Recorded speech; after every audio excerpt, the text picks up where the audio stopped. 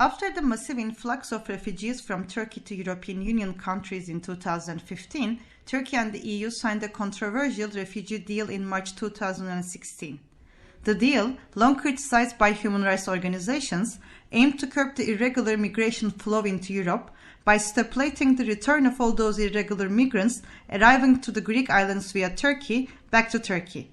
However, European countries also guaranteed that they will resettle one Syrian asylum seeker for every Syrian refugee readmitted by Turkey.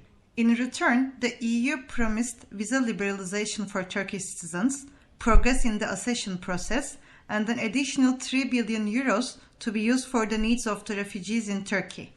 Until now, the EU has allocated a total of 505 million euros to Turkish government.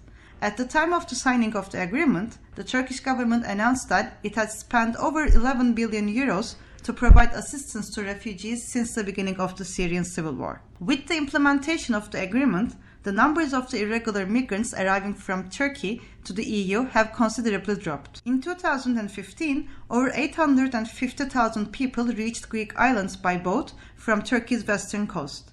The majority of these refugees were Syrians, Iraqis, and Afghans.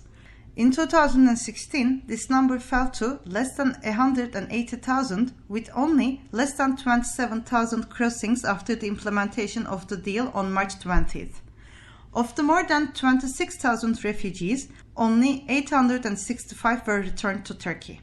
The deal drew criticism from international organizations on the basis of its recognition of Turkey as a safe third country where asylum seekers can be sent back.